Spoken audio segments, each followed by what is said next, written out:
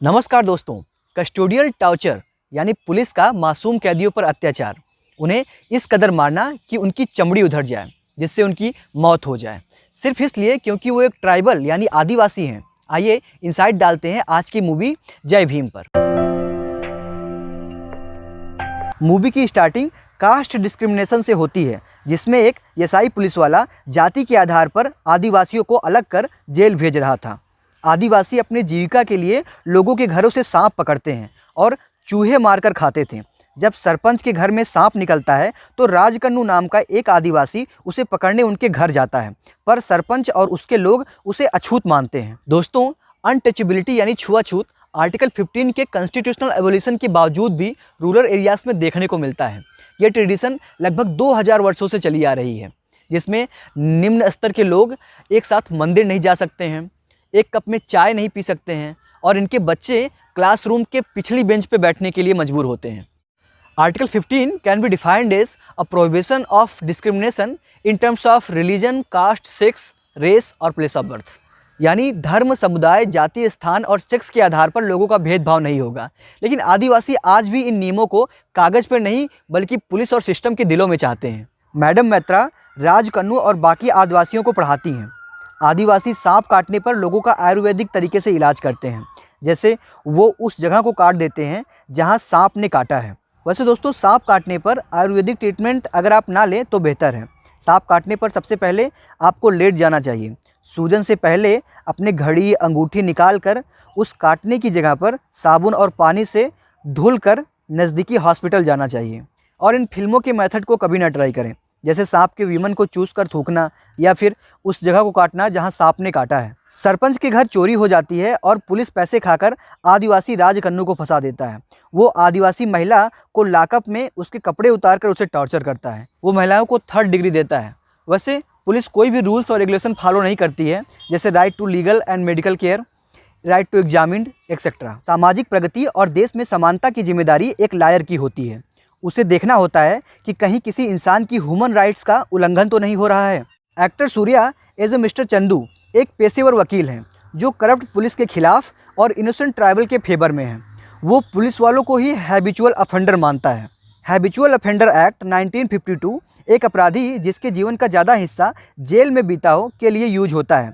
Film में राजकन्नू की पत्नी पेट से होती है तो कांस्टेबल उसकी प्रेग्नेंट बैली को इनअप्रोप्रिएट तरीके से छूता है। पुलिस सरपंच के घर चोरी कबूल कराने के लिए राजकन्नू जो अपनी बच्ची के लिए खिलौने लेकर घर जा रहा था, तो पुलिस उसे पकड़कर डंडे से एक ही जगह पर बार बार मारती है।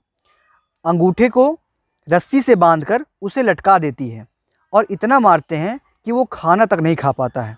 और फिर पुलिस राजकन्नू को डिटेंड यानी नज़रबंद कर देते हैं। दोस्तों, पुलिस की ब्रूटलिटी का सबसे बड़ा वजह होता है रेसिज्म, उनकी जातिवादी सोच।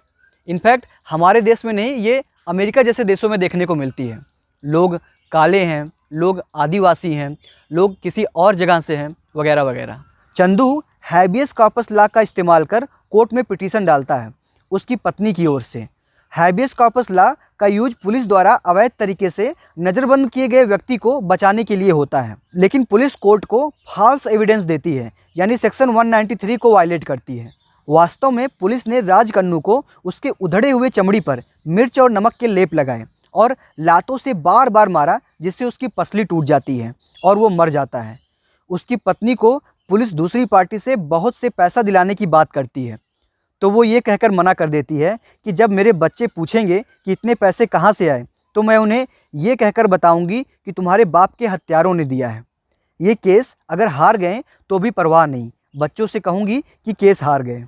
चंदू कोर्ट से राजकन्नू की पत्नी के लिए गांव के बीचों बीच घर बनाने के लिए जगह की मांग करता है और गुनाहगारों को सज़ा दिलाने की भी। कस्टोडियल टॉर्चर एक दंडनीय अपराध है। सुप्रीम कोर्ट का कहना है कि इससे सोसाइटी में एक डर का संदेश जाता है। आईपीसी के सेक्शन 324 के तहत इसे क्राइम माना जाएगा।